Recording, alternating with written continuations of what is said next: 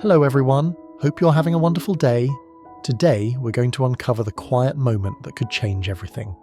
Truong is finally home, but he still can't remember his own past, and his mother's one request may shake their fragile peace. If you enjoy the story, don't forget to subscribe to the channel so you won't miss our next videos. Sunlight slipped through the window in soft, warm stripes, turning the living room into a quiet pocket of calm. Truong's mother stood near the doorway, hands clasped together like she still couldn't believe today was real.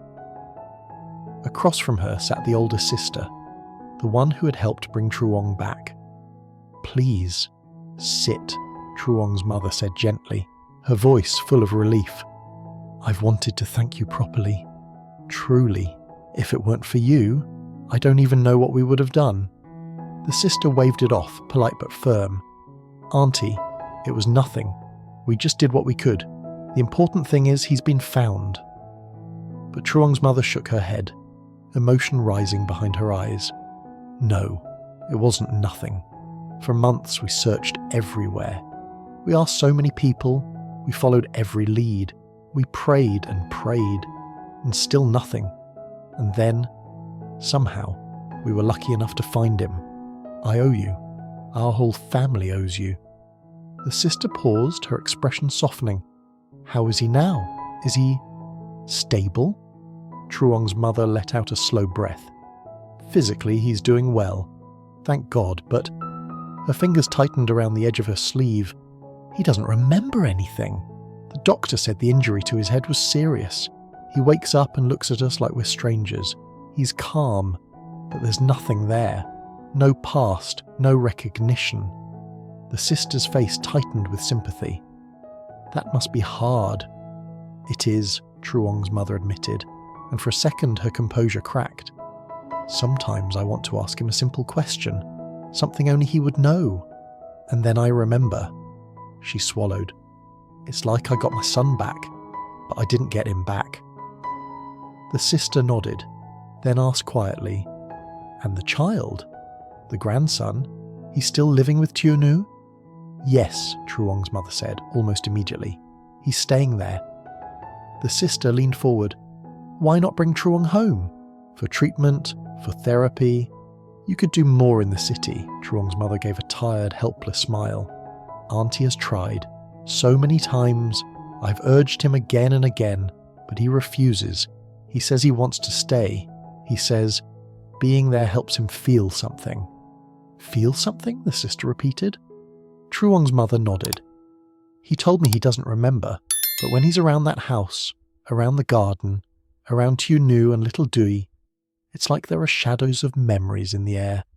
He wants to stay and see if something returns." The sister exhaled slowly. "So he's attached to that place now." "Yes," Truong's mother said. "He's changed so much. He used to be so sharp, so competitive, always moving, always talking business. Now he doesn't like noise, he avoids crowds. He avoids pressure. He's happiest when he's outside harvesting vegetables, cleaning the garden, selling produce like an ordinary farmer." The sister blinked. "And the company? Doesn't the family want him back?" Truong's mother's smile faded. "Of course we do. He was meant to lead everything. We've called him back, begged him to come back, but he's not ready. And honestly..." She hesitated, lowering her voice. "Tieu is pregnant. If he leaves now, who will take care of her? Who will help with Dewey? I worry every day." The sister looked down for a moment, thoughtful. "I understand. If the child is safe, if the mother is safe, sometimes we have to follow the heart, not the plan." Truong's mother nodded, but the worry in her eyes didn't disappear. She reached into her bag, pulled out a card and placed it carefully on the table between them. "This is for you," she said. The sister glanced at it, then frowned.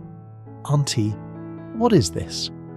"Inside," Truong's mother said softly, "is 100 million for your help and for the brothers who worked with you.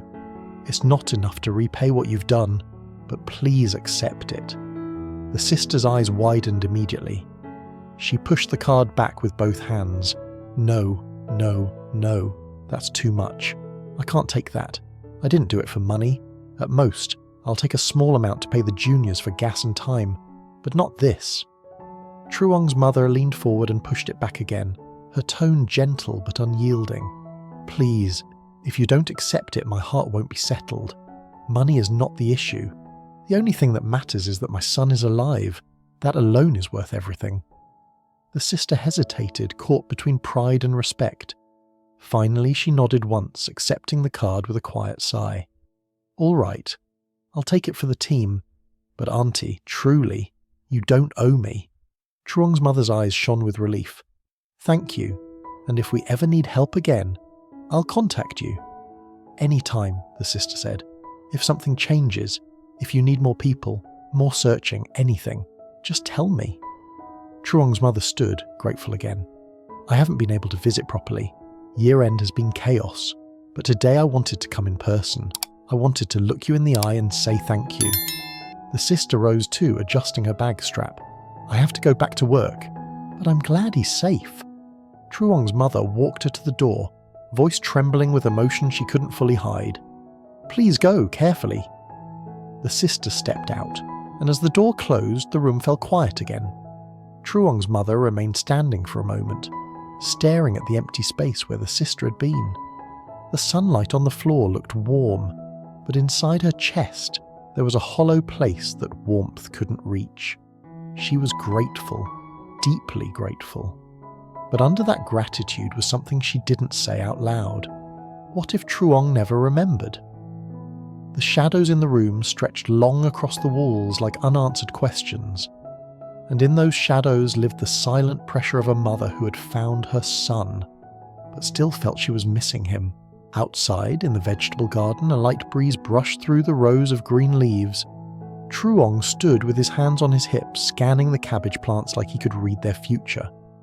"These will be ready near Tet," he said, voice calm, almost satisfied. "If the weather stays like this, we can harvest a lot." Tieu stood nearby, arms folded around herself. She shivered slightly. "You're out here again. At least put on another layer. It's cold." Truong glanced back at her. "You're the one shivering." "I'm pregnant," she reminded him, half teasing, half serious. "My body feels everything more." From the side, Dewey popped into view like a little spark of energy. "Mum, Uncle Truong, are the vegetables good? Are we picking them today?" Truong chuckled softly. "Not the cabbages yet. Just the old ones, the ones that are ready." Tieu crouched a little, fixing Dewey's jacket collar. "Dewey, it's cold. You should go inside." "But I'm not cold," Dewey insisted immediately, as kids always did. Tieu raised an eyebrow. "Then why is your nose red?" Dewey froze, then tried to cover his nose with his hand like that would solve it. Truong smiled, looking out over the garden again. The afternoon light wasn't harsh. It was gentle, the kind that made everything feel softer. The garden looked rustic, peaceful, like it belonged to a different world than the one he used to live in. Dewey bounced on his feet. "I have school soon." "Then go get ready," Tieu said. "Shoes, bag, everything." Dewey ran a few steps, then stopped and started counting out loud as he hopped. 1, 2, 3. He slipped his sandals on crooked didn't care and dashed toward the house, leaving behind a little cup he'd been holding. "Your cup," Tieu called after him. Dewey spun back, grabbed it, and then ran again, fast as wind. Truong watched him, thoughtful. He glanced at the corner of the garden where stones were stacked from an old project. "I've been thinking," he said, more to himself than to her. "We should rebuild the small pond, store water better, and maybe make a little bridge across so carrying buckets is easier." Tieu looked at him, surprised. "A bridge?" Truong nodded, eyes still on the stones. "The rocks are already here. It won't be hard. We can make it simple." Tieu's expression softened. "You really love this life, don't you?" Truong didn't answer right away. Instead, he bent down, picked up a fallen hat Dewey had dropped, dusted it off, and carried it toward the steps. "I don't know what I love," he finally said quietly, "but this feels right."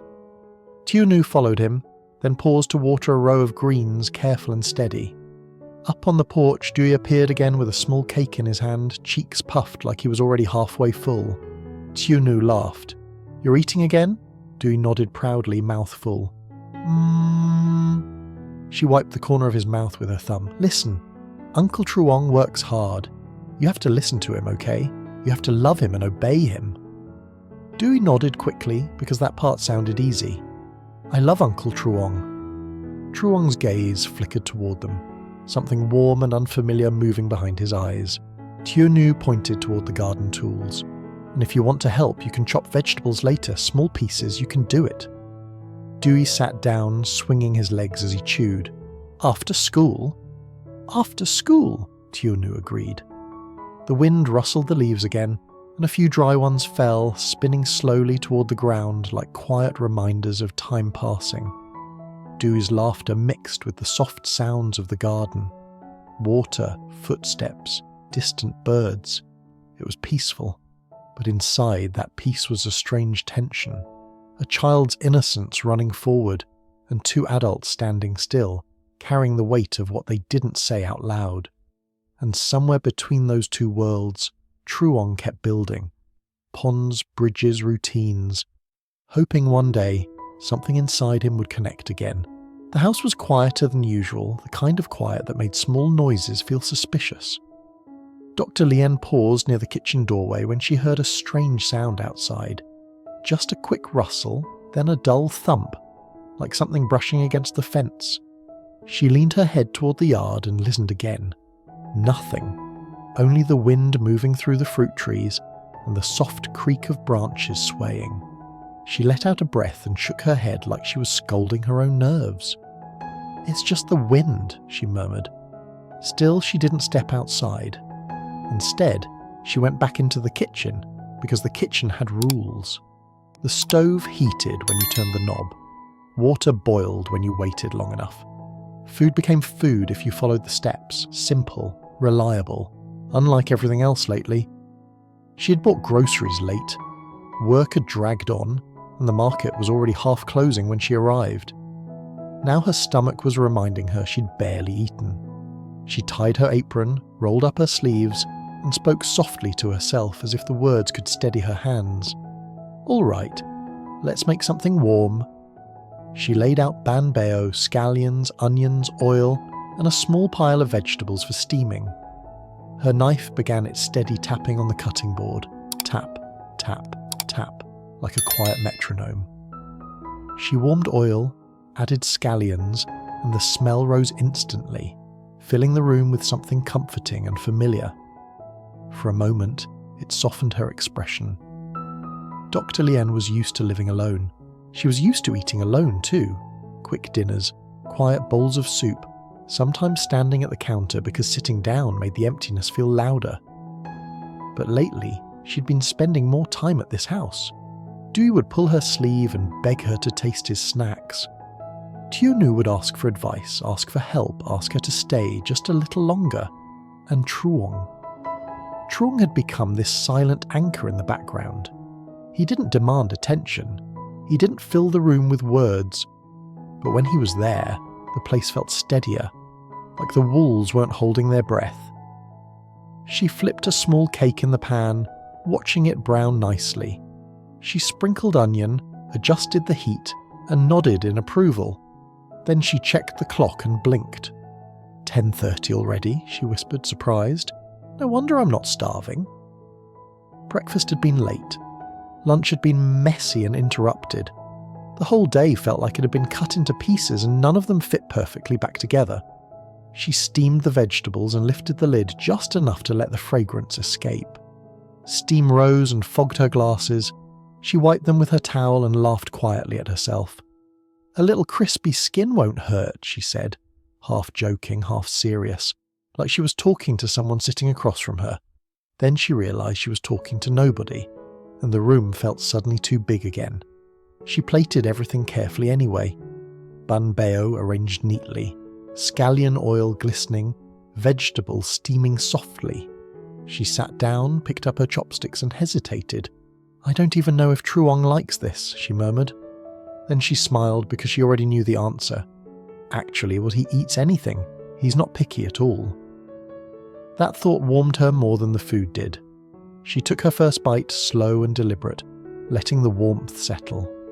It wasn't a grand meal, it wasn't a celebration, but it was comfort.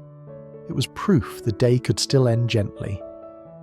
Halfway through her bowl, she heard it, the front gate creaking open. Dr. Lean froze, chopsticks mid-air.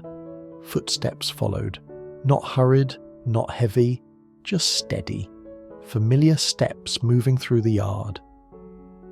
She stood up without thinking and walked toward the doorway as if her body recognized the sound before her mind did. Truong entered, sleeves rolled up, hands dusty, hair slightly messy from the wind. He looked calm, but there was a faint tiredness in his eyes, the kind you earn from honest work. He nodded once, simple. "I'm back," he said.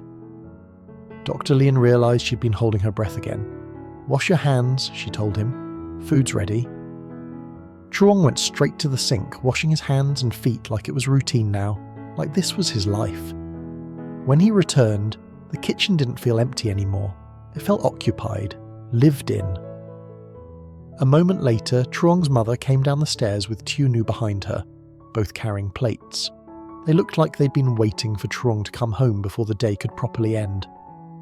"There you are," Truong's mother said, relief spilling into her voice. "We cooked so much.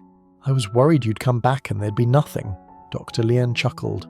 "Auntie, you cooked like we're feeding a whole neighborhood." Truong's mother waved her hand. "Better too much than too little. Sit. Eat." The table was full, rice, vegetables, rolled fried egg and a plate of apples shining like little lanterns under the kitchen light. Steam rose from the bowl, soft and steady, carrying that quiet feeling of family even when no one said the word out loud.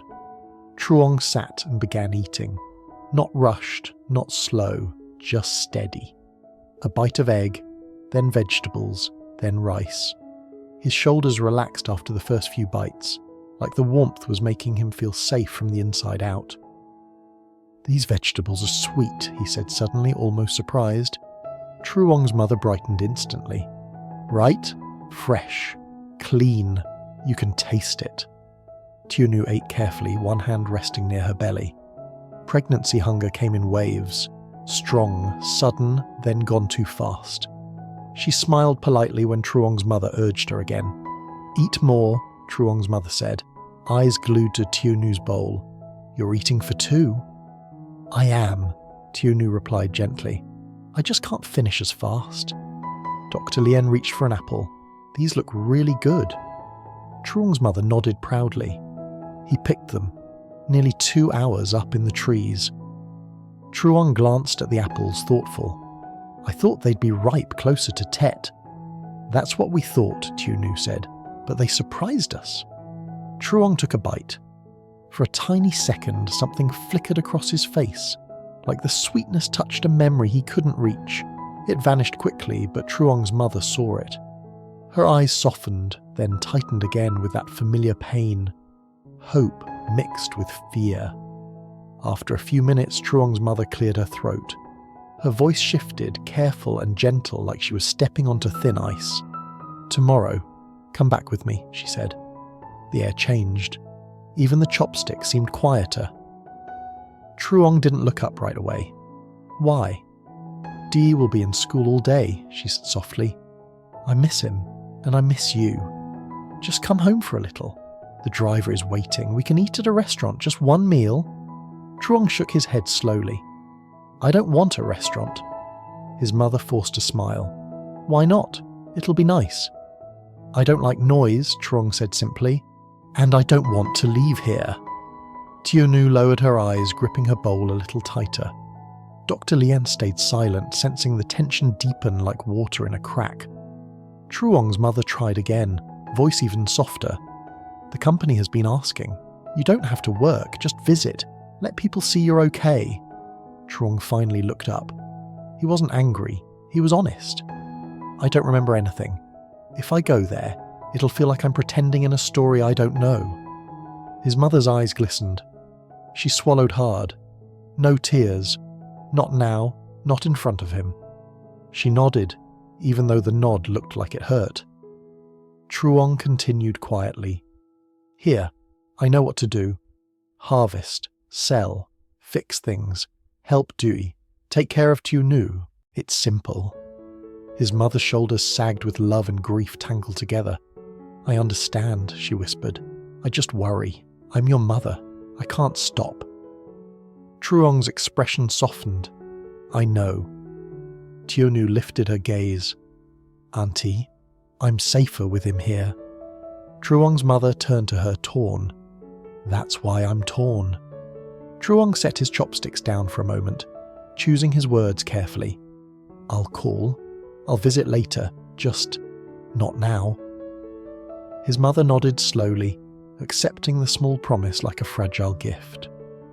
All right, but don't work too hard. If anything happens, anything at all, you call me immediately. Truong nodded once. I will. They finished eating, quieter than before, but not colder. The warmth stayed on the table, in the steam, in the food, in the glances that said things no one dared to say out loud. When the plates began to empty, Truong's mother tried to lighten the mood. Her voice trembled just a little. I only hope for peace, she said. No incidents, no sudden problems. That's all I want. Dr. Lien nodded. Peace is enough. Truong leaned back, gaze drifting toward the window where the garden waited in the dark. I don't want a big job, he said quietly. I don't want pressure. I just want to pick fruit, harvest vegetables, sell them, and come home. Tieu rested a hand on her belly and smiled faintly. As long as Dui is safe, as long as the baby is safe, we can handle everything else. Truong looked at her hand and his voice turned firm. You can't do heavy things anymore. I know, Tieu said, trying to laugh it off. No, Truong repeated, steady. Not alone, not ever again. The silence that followed wasn't awkward. It felt like a promise settling into place. Outside, the wind moved through the trees again. Inside, the kitchen stayed warm, holding their fragile peace, sweet as an apple, soft as steam, and precious because it might not last forever.